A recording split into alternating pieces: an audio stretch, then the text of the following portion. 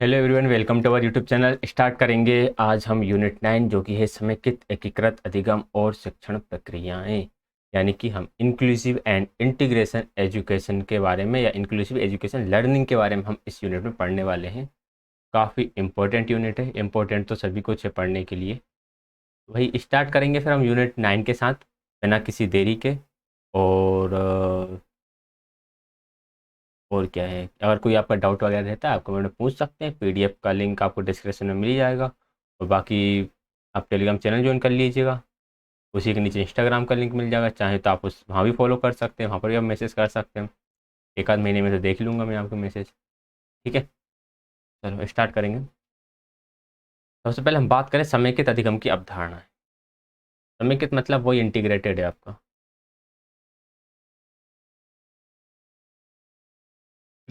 Integrated learning की अवधारणा क्या है, इसका कॉन्सेप्ट क्या है, इसे हम समझते हैं।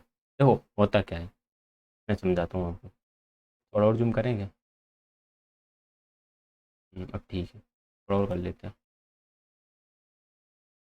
अब ठीक है। समेकित अधिगम है क्या? समेकित अधिगम और शिक्षण के संदर्भ में कई शब्दावलियों का प्रयोग हुआ है, मतलब बहुत सारे वर्ड्स यूज किए गए हैं। जैसे कि समेकित पाठ्यक्रम हो गया, अंत विषय अधिगम हो गया, बहुविषय शिक्षण हो गया, विषय वस्तु शिक्षण हो गया और संतुलित शिक्षण हो गया। तो ये सारी चीज़ें क्या हैं? ये सारी चीज़ें हम बोल सकते हैं इंटीग्रेटेड लर्निंग का ही सिनोनिम से, यानी कि पर्यायवाची हैं। ठीक है, कुछ अलग से नहीं है, इंटीग्रेटेड लर्निंग का ही पर्यायवाची हो जाती है। यहाँ पर इसी को मैंने इंग्लिश में लिखा है। इंटीग्रेटेड करिकुलम बोलो आप, इंटरडिसिप्लिनरी टीचिंग बोलो, मल्टी डिसिप्लिनरी टीचिंग बोलो, थीमेटिक टीचिंग बोलो, या फिर साइनर्जेटिक टीचिंग बोलो। अब ये टीचिंग्स होती क्या है, इसके बारे में हम एक एक करके आगे पढ़ने वाले हैं। हर एक टीचिंग के बारे में हम पढ़ेंगे अलग अलग से। ठीक है, अब हम बात कर लें सबसे पहले। इसकी कुछ डेफिनेशन दी है कुछ लोगों ने। अगर हमने हमारे दिमाग में अटक जाए तो ठीक है, नहीं अटके तो कोई दिक्कत वाली बात है नहीं। एक आध क्वेश्चन आएगा, 100 में से एक क्वेश्चन की तैयारी हम छोड़ भी सकते हैं ना। एम्प्रेस पोस्ट तथा एलिस। एम्प्रेस पोस्ट तथा एलिस ने क्या डेफिनेशन दी कि यह एक समेकित अध्ययन वह है जिसमें बच्चे अपने वातावरण के विशेष क्षेत्रों से संबंधित विषयों के ज्ञान का विस्तार करते हैं।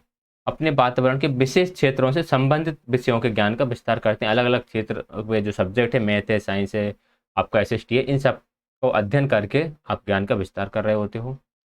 यह है सुमेकर। सुमेकर ने डेफिनेशन दी है कि ऐसी शिक्षा जो इस प्रकार से संगठित हो कि उसमें विषयों की सीमा रेखा ना हो। विषयों की सीमा रेखा मतलब कोई लिमिटेशन ना हो। अध्ययन के क्षेत्रों को केंद्रित कर पाठ्यक्रम के विभिन्न भागों क्षेत्रों को सार्थक रूप से संगठित किया गया हो। इसमें अधिगम तथा शिक्षण को एक रूप में देखा जाए, यह अंतःक्रिया वाले वास्तविक जगत का प्रदर्शन करता हो। अंतःक्रिया हो रही हो जिसमें, इसमें अधिगम और शिक्षण यानी कि लर्निंग एंड टीचिंग को अलग अलग ना देखकर लर्निंग एंड टीचिंग दोनों को एक ही जैसा देखा जाए। ठीक है, तो ये सुमेकर ने बोला। फिर जैकॉब जैकॉब्स की बात कर लेते हैं। इन्होंने बोला समय के तो पागम ज्ञान तथा पाठ्यक्रम का एक कौन सा पागम है जो एक से अधिक विषयों से सीखने की विधि, भाषा प्रयोग की एक मुख्य पाठ, अनुभव, समस्या, मुद्दों की जांच जानबूझकर प्रयोग में लाया जाता है। कहने का मतलब ये कि एक से अधिक विषयों की सीखने की विधि को एक साथ लेकर आता है। कौन? समेकित उपागम। ये है वोनेट की डेफिनेशन, से पढ़ पढ़ लेते हैं हम। क्या है ये डेफिनेशन? कि समेकित शिक्षण की एक ऐसी विधि जो विषयों के बीच के अवरोधों को तोड़ने का प्रयास करती है। ये अच्छी डेफिनेशन है। ये कह रहा है समेकित पाठ्यक्रम शिक्षण की एक ऐसी विधि है जो विषयों के बीच अवरोधों तोड़ने का प्रयास करती है ताकि विद्यार्थी के लिए अधिगम अधिक सार्थक हो सके। विषयों के बीच जो अवरोध है ना, मैथ और सोशल साइंस का देख लो। मैथ और सोशल साइंस का दोनों में मतलब कुछ भी कनेक्शन नहीं है, दोनों ही की फील्ड अलग अलग है, तो ये इनको तोड़ता है समेकित अधिगम जो है।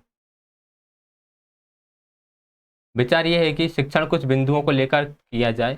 विद्यार्थी सरलता से जा सके। वातावरण, विद्यालय में जीवन, शिक्षण, प्रारंभिक क्षेत्र, मतलब कि ऐसे कुछ टॉपिक हैं। आप वातावरण को लेकर चीज़ों को पढ़ाओ, विद्यालय में जीवन को लेकर चीज़ों को पढ़ाओ, जैसे पारंपरिक क्षेत्र, इनको लेकर आपको शिक्षण करना चाहिए। ये मिस तथा लीजेंड का स्टेटमेंट था। अब समेकित पाठ्यक्रम की सही परिभाषा से कुछ बातें निकल कर आती हैं जो कि हमें पढ़ना है, जो हमारे एग्जाम के लिए इम्पोर्टेंट है। यहाँ से क्वेश्चंस बनकर आते हैं एग्जाम्स में। ठीक है, अब क्या बातें हैं? सबसे पहला, विषयों का सम्मिश्रण। यानी सब्जेक्ट्स का इंटीग्रेशन होना चाहिए, सब्जेक्टों को मिक्स कर दो आप। सब्जेक्ट को मिक्स करने का मतलब ऐसा नहीं एक लाइन मैथ की पढ़ा रहा है, एक इंग्लिश की पढ़ा रहा है, एक सोशल साइंस की पढ़ा रहा है। सब्जेक्टों को मिक्स करके मतलब कि ऐसे आप विषय वस्तु को तैयार करो, उसमें एक्टिविटी इस तरह से इन्वॉल्व करो कि आपके सारे सब्जेक्ट उसमें इन्वॉल्व हो जाएं। पाठ्य पुस्तक के बाहर के स्रोत, आपको जो कॉन्सेप्ट्स हैं उनको समझाने के लिए कुछ ऐसे रिसोर्स का यूज़ करो जो आपको बुक से बाहर लेकर जाए, कुछ जो डेली लाइफ में हो। पाठ्य पुस्तक से बाहर मतलब डेली लाइफ से जुड़े हुए। अवधारणाओं के बीच संबंध, आप कॉन्सेप्ट्स के बीच संबंध बनाओ, रिलेट करो कि उन्हें कैसे कैसे। अगर जैसे यहाँ पे लिखा है पानी, पानी जो है ये मैथ से, साइंस से, सोशल साइंस से, तीनों से किस तरह से रिलेटेड है। प्रोजेक्ट कार्य पर बल, प्रोजेक्ट कार्य पर बल दोने। कार्यक्रमों में लचीलापन होना चाहिए। विद्यार्थियों के समूहों में लचीलापन, समूह में लचीलापन मतलब कि विद्यार्थियों की आवश्यकता अनुसार समूह बने। समेकन की प्रकृति तथा प्रकार, ये इंपॉर्टेंट चीज़ है। समेकित पाठ्यक्रम कितने प्रकार के होते हैं? एक तो विषय क्षेत्रों के अंतर होते हैं, विषय क्षेत्रों के अंतर होते हैं, इन्हें हम बोलते हैं इंटर डिसिप्लिनरी। ठीक है। बहुविषय मतलब कि मल्टी डिसिप्लिनरी। मल्टी के लिए लिख दो ना, डिसिप्लिनरी आप लगा लेना। ये था अंतः विषय, ये है अंतर विषय, इसे हम बोलेंगे इंट्रा डिसिप्लिनरी। एक मिनट रुको जरा, ये हिंदी में इंग्लिश में गड़बड़ हो गया। ये है हमारा इंट्रा और ये है हमारा इंटर।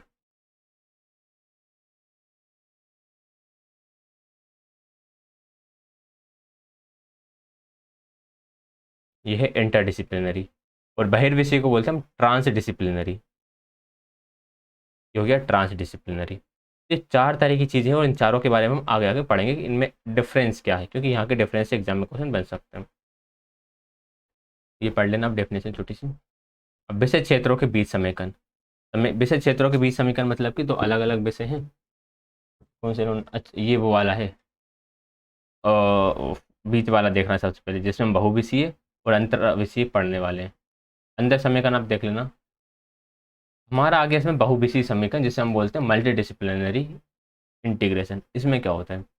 इस प्रकार के समीकरण में विषय क्षेत्र के परिणाम स्पष्ट रहते हैं, परंतु कुछ सार्थक संबंधों के कारण शिक्षण प्रक्रिया के दौरान वे आपस में सम्मिलित रहते हैं। विषय क्षेत्र के परिणाम स्पष्ट रहते हैं भाई, अलग अलग सब्जेक्ट है, अलग अलग सब्जेक्ट का जो रिजल्ट आने वाला है, जो भी इसका आउटकम है, वो तो निश्चित है कि यार इससे बच्चे क्या सीखेंगे, इससे वे क्या सीखेंगे, बट ये कहीं ना कहीं जुड़े हुए होते हैं। किस तरह से? जैसे कि पानी के थीम के बारे में आप पढ़ा रहे हो, तो इतिहास में आप क्या पढ़ाओगे कि पानी के लिए किस तरह से संघर्ष हुआ है। गणित में आप क्या पढ़ाओगे? पानी का आयतन क्या है, पानी का बहाव किस स्पीड से हो रहा है। विज्ञान में आप क्या पढ़ाओगे? पानी को शुद्ध कैसे कर सकते हैं, पानी से कौन कौन सी बीमारियां उत्पन्न होती हैं, जल चक्र क्या है। आप पढ़ा पानी रहे हो, बट आपने इतिहास, गणित और विज्ञान तीनों में अलग अलग चीज़ें पढ़ाई। तो ये होता है हमारा बहुविषयीय समीकरण में। फिर आता है हमारा अंतर्विषयीय समीकरण। अंतर्विषयीय समीकरण में क्या होता है कि शिक्षण अधिगम प्रक्रिया के दौरान एक से अधिक विषयों के अंतर संबंध व कौशलों को सम्मिलित करना अंतर्विषयीय समीकरण कहलाता है। एक से अधिक विषयों को आप ऐड कर रहे हो, उसे बोलेंगे हम अंतर्विषयीय समीकरण। जैसे कि विज्ञान तथा गणित की अवधारणाओं को आप संगीत, नृत्य, चित्रकारी, पेंटिंग, इन सब को सम्मिलित करके पढ़ा रहे हो। यानी विज्ञान और गणित के लिए आप संगीत का सहारा ले रहे हो, आप चित्रकारी का सहारा ले रहे हो, आप पेंटिंग का सहारा ले रहे हो, उसे हम बोलेंगे अंतर्विषयीय समीकरण। फिर था विषय क्षेत्रों के बाहर समीकरण। विषय क्षेत्रों के बाहर समीकरण मतलब वही है कि बच्चे के दिन प्रतिदिन अनुभवों को आप शामिल कर रहे हो। ठीक है। सबसे अच्छी चीज़ है कि आप ये टेबल पढ़ लो। इस पर मैं लिख देता हूँ, ये मोस्ट इंपॉर्टेंट है, इसको आपको पूरा का पूरा पढ़ना ही है। इसमें बहुत अच्छी तरीके से बताया है केंद्रों का संगठन, यानी कि जो भी मुख्य चीज़ है उसे आपको कैसे उसको ऑर्गेनाइज करना है। आसपास विषयों के स्तर पर संगठित किए जाते हैं, यानी कि इसमें बहुत सारे विषयों के साथ संगठित किए जाते हैं। अवधारणाएं, कौशल विभिन्न स्तरों में अंतर्निहित होती हैं और बहिर्विषय में वास्तविक जीवन होता है और विद्यार्थी प्रश्न पूछते हैं। ज्ञान, ज्ञान की प्राप्ति उत्तम साधन विषयों की संरचना है, मतलब विषयों से ही हमें ज्ञान मिलता है।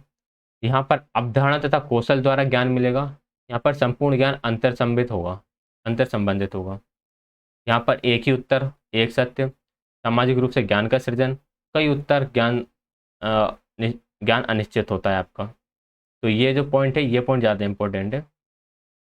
मल्टी डिसिप्लिनरी अप्रोच में, ये तो मल्टी डिसिप्लिनरी हो गया, और ये था आपकी अंतर, और ये थी आपकी बहिर, यानी कि ट्रांस डिसिप्लिनरी। ट्रांस डिसिप्लिनरी में ज्ञान अनिश्चित होता है, क्योंकि दिन प्रतिदिन की क्रियाकलापों से बच्चा ले रहा होता है, तो एक से ज़्यादा भी आंसर सही हो सकते हैं, और एक ही चीज़ को लोग अलग अलग तरीके से डिफाइन भी कर सकते हैं। ठीक। विषयों की भूमिका, यहाँ पर विधियाँ महत्वपूर्ण है, अंतर्विषयी कौशल व अवधारणा महत्वपूर्ण है, वास्तविक जीवन के संदर्भों पर बल है। ठीक है। स्पष्ट अवधारणा कौशलों का शिक्षण होता है, विद्यार्थी चाहे तो ये अधूरा लिखा हुआ है, पर शिक्षक की भूमिका, ये ज़्यादा इंपॉर्टेंट पॉइंट है। टीचर की भूमिका क्या होती है, इसमें सहायक विशेषज्ञ की होती है, यहाँ पर भी सहायक और विशेषज्ञ की होती है, लेकिन ट्रांस डिसिप्लिनरी में सह आयोजक और सह शिक्षार्थी की होती है। ये इंपॉर्टेंट पॉइंट याद रखिएगा। प्रारंभ स्थान, ये विद्यालय विषय के स्तर तथा विधियाँ, अंतर विषय संबंध, जानो करो बनो, इस तरह से होती है। इसमें विद्यार्थी प्रश्न पूछते हैं, वास्तविक जगत से संदर्भित होती है। समेकन का अंश, ये मध्यम होता है, ये बहुत ज़्यादा, इसमें बहुत ज़्यादा इन्वॉल्वमेंट होती है। ये फिर तो ये तो आपका उस पर डिपेंड करेगा ना, कि क्या आपका आपने स्ट्रक्चर क्या रखा है। मूल्यांकन, इसमें विषय आधारित होगा, इसमें अंतर विषयी कौशल और अवधारणाओं पर बल होगा, इसमें अंतर विषयी कौशल और अवधारणाओं पर बल होगा। ये इन दोनों का सेम हो गया। ठीक है। इसे टेबल को आप 2 एक बार पढ़ लोगे अच्छे से, तो आपके माइंड में बैठ जाएगी, और आप फिर एग्जाम में करे आओगे। विषय क्षेत्रों के अंदर समेकन, अब देखो आप इसके लिए आपको अधिगम योजना ही बनाना है। तो विषय क्षेत्रों के अंदर समेकन, यानी कि आप मल्टी डिसिप्लिनरी और इंटरडिसिप्लिनरी के लिए आप पाठ योजना कैसे बनाओगे। तो पाठ योजना बनाते टाइम हमें कुछ बिंदुओं को याद रखना पड़ेगा। पहला ये कि प्रत्येक विषय क्षेत्र में अधिगम की विषय प्रकृति को निश्चित करें। प्रत्येक विषय क्षेत्र के अंदर प्रत्येक पाठ संबंधी दक्षताओं को निश्चित करें कि कौन कौन सी दक्षताएं हैं, कौन कौन सी कॉम्पिटेंस है जो बच्चे के अंदर आ जाना चाहिए। जिस पाठ को पढ़ाने की योजना बनानी है, उससे संबंधित ज्ञान कौशलों की पहचान करना, बिल्कुल ठीक बात है। जहाँ तक संभव हो, पढ़ाने हेतु उन अधिगम अनुभवों की योजना बनाएं जिनका संबंध विद्यार्थियों के वास्तविक जीवन से, बच्चों की डेली लाइफ से संबंध हो, ऐसी आपको प्लानिंग करना है। यहाँ पर एक एग्जाम्पल दिया हुआ है, आप एग्जाम्पल को बिल्कुल पढ़ सकते हैं।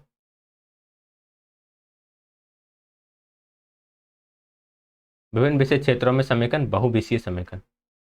बहुविषयीय समेकन के लिए आगमन विधि का प्रयोग विशेष रूप से गणित शिक्षा में किया जाता है, इतिहास में कथावाचन तथा प्राकृतिक निरीक्षण विधि का विज्ञान में और पर्यावरण अध्ययन में किया जाता है। देखो ये इससे क्या याद रखना है, यहाँ पे लिखा हुआ है आगमन विधि का प्रयोग विशेष रूप से गणित में करेंगे, मैथ्स में ज़्यादातर आप इंडक्टिव मेथड का यूज़ करोगे, इतिहास में आप कथावाचन यानी कि आप लेक्चर मेथड का यूज़ करोगे, प्रकृति निरीक्षण ऑब्जर्वेशन जिसे हम बोल सकते हैं, इसका यूज़ हम विज्ञान और पर्यावरण अध्ययन में करेंगे। ठीक है।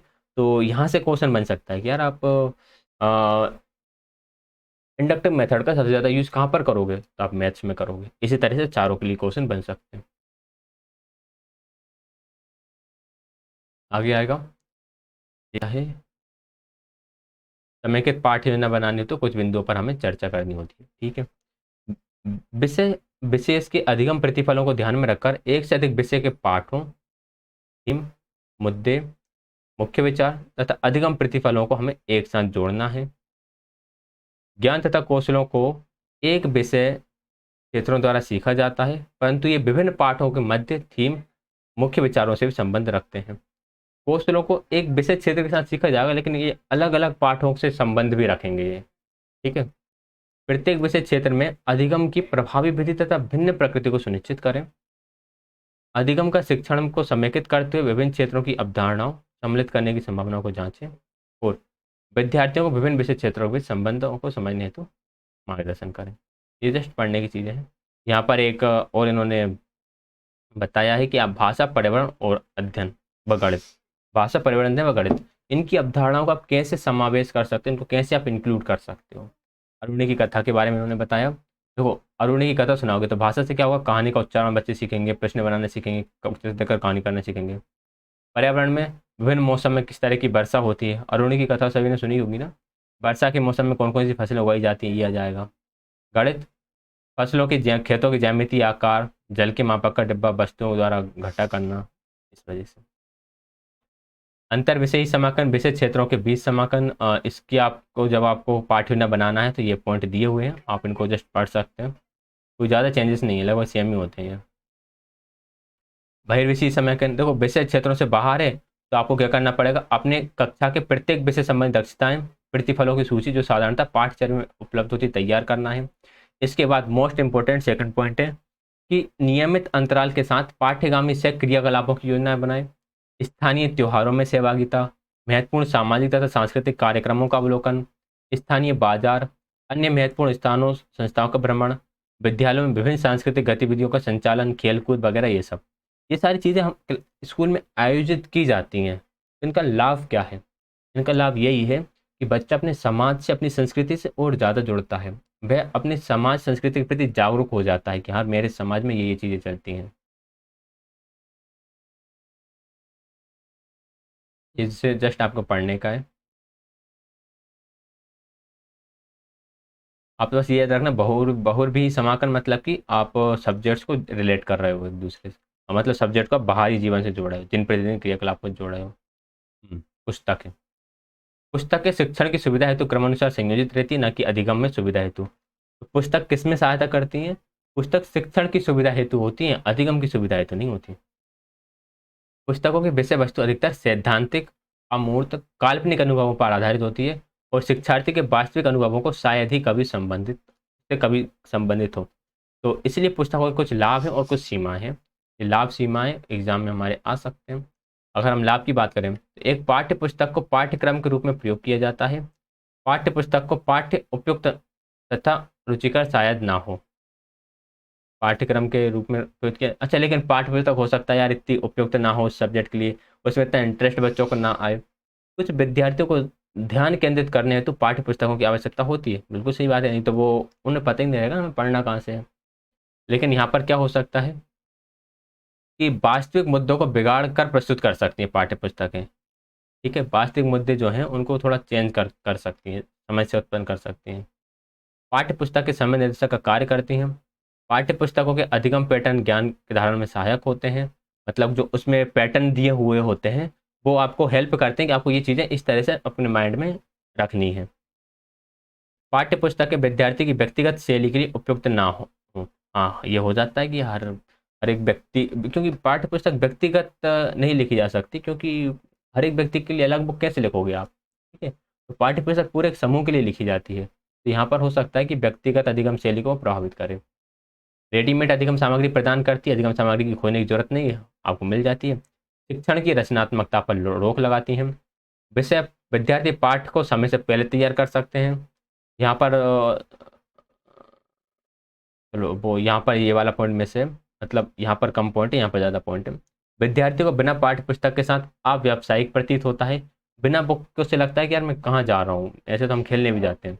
शिक्षक पाठ्य पुस्तकों की विषय वस्तु की सीमा से हो सकता है सहमत ना हो, परंतु उन्हें प्रयोग करने के लिए बाध्य हो। कई बार टीचर को लगता है कि यार ये जो पॉइंट दिया हुआ है ना, ये पॉइंट थोड़ा सा कम दिया हुआ है, इसको थोड़ा और इन्होंने डिटेल में देना चाहिए था। ठीक है, तो वहाँ पर थोड़ी प्रॉब्लम हो सकती है। ठीक प्रकार से डिजाइन की गई पाठ्य पुस्तकें गुणवत्ता पाठ्य योजना पर विश्वास देती हैं, बिल्कुल सही बात है। पाठ्य पुस्तक अप्रमाणिक भाषा में हो सकती है, मतलब कि उसमें भाषा थोड़ी ऐसी हो जो जिस तरह से आप नहीं पढ़ा सकते, बच्चों की भाषा ना हो उसमें। एक पाठ्य पुस्तक अनुभवहीन शिक्षकों को सहायता प्रदान करती है, ये बात बिल्कुल ठीक है कि जिनको ज़्यादा नॉलेज नहीं है पढ़ाने का, करने का, या किस तरह से हमें चीज़ों को पढ़ाना चाहिए, कॉन्सेप्ट किस तरह से क्लियर करना चाहिए, तो उन्हें ये हेल्प करेगी यार आपको टॉपिक इस तरह से बच्चों को पढ़ाए जाने चाहिए। ठीक है, अच्छी पाठ्य पुस्तकों की विशेषता, यहाँ से एग्जाम में क्वेश्चन बन करा सकते हैं। एक अच्छी पाठ्य पुस्तक आपकी कक्षा में आवश्यकताओं तथा राष्ट्रीय आवश्यकताओं को पूर्ति करे, दिए गए निर्देशों को सस्पेक्ट सरल, अरे आया ही हुआ है डेटा पॉलिसी में, तो 4 बना दिया मैंने। ये क्वेश्चन मैंने किसी न किसी शिफ्ट में देखा है, एक्चुअली मुझे याद नहीं आ रहा है। जो फर्स्ट वाला पॉइंट है कि अच्छी पाठ्य पुस्तक कक्षा की आवश्यकताओं तथा राष्ट्र की आवश्यकताओं को पूर्ति करे। पाठ्य पुस्तक के विभिन्न अधिगम शैलियों का प्रयोग हो। विषय वस्तु विद्यार्थियों की वर्तमान तथा भावी आवश्यकताओं के उपयुक्त तथा लाभदायक हो। पाठ्य पुस्तक में विभिन्न प्रकार के रोचक पाठ व क्रियाएं हों। पाठ्य पुस्तक के उद्देश्य स्पष्ट हों। पाठ्य पुस्तक विद्यार्थियों को अपनी स्वयं की राय बनाने के लिए हेल्प करे, बच्चे अपने खुद के कॉन्सेप्ट से बिल्डअप कर सकें। पाठ्य सामग्री भी एक स्वर शैली में ही लिखी जाती है, एक ही स्वर शैली में लिखी जाती है, कहने का मतलब है। ये पॉइंट्स हैं, कुछ इंपॉर्टेंट पॉइंट्स हैं, आप पढ़ सकते हैं। समेकित अधिगम, समेकित अधिगम हेतु कोई विशेष सामग्री निश्चित नहीं है, ये इस बात पर निर्भर करता है कि हम पाठ्य सामग्री को किस तरह से प्रयोग कर सकते हैं। ये बात बहुत सही लिखी भाई, आप इंटीग्रेटेड लर्निंग करा रहे हो, ठीक है, आप सब्जेक्ट को मिलाकर पढ़ा रहे हो। अब इसके लिए आपके पास कोई एक सामग्री तो है नहीं है, कुछ ना आपके पास कुछ है, कोई ऐसा टीएलएम है जिसकी सहायता से आप मैथ्स एंड साइंस को जोड़कर पढ़ा सको। तो ये बस इस पर डिपेंड करता है कि हमारे पास जो सामग्री है हम उनका कितनी अच्छी तरीके से प्रयोग कर सकते हैं। यहाँ पर ये बहुत बड़ी एग्जांपल दिया हुआ है साबुन का, तो आप ये साबुन के एग्जांपल को साबुन के एग्जांपल से आप इसे और समझ सकते हैं। जैसे कि भाषा में आप क्या करोगे, साबुन के उपयोग का वर्णन, शब्दों की संरचना, अक्षरों की पहचान। गणित में आप क्या करोगे, साबुन पर लिखेगा, रेपर पर मूल्य जो लिखा है उसको जोड़ना, घटाना, गुणा, भाग। आप फुटकर और थोक में इसका क्या क्या चलता है। सामान्य विज्ञान में किन किन सामग्रियों से साबुन बनती है, कठोर मृदु जल में अंतर। सामान्य विज्ञान, साबुन उत्पाद करने वाले स्थान कहाँ पर है, कहाँ कहाँ पर इसकी फैक्ट्री है, कच्ची सामग्री कौन सी लगती है, ट्रांसपोर्टेशन कैसे होता है, यहाँ सामान्य विज्ञान पढ़ सकते हैं। तो ये हमारी यूनिट कंप्लीट होती है, यूनिट 9। और कुछ इसमें मैं हाईलाइट करा है क्या, नहीं करा। तो ये हमारी यूनिट 9 होती है यहाँ पर कंप्लीट। छोटी सी यूनिट थी, ज़्यादा बड़ी नहीं थी। वीडियो पसंद आए तो वीडियो को प्लीज़ लाइक करें, शेयर करें एंड चैनल को सब्सक्राइब करें। कोई भी डाउट हो तो इसके लिए आप कमेंट कर सकते हैं, ठीक है। आप टेलीग्राम इंस्टा पेज हमारा ज्वाइन कर सकते हैं, वहाँ पर आप मुझसे डायरेक्ट मैसेज करके अपने डाउट पूछ सकते हैं। एंड कोई भी अगर आपको डाउट हो तो उसके लिए आप कमेंट कर ही दीजिएगा। क्लास ज्वाइन करने के लिए आप सभी का बहुत बहुत धन्यवाद।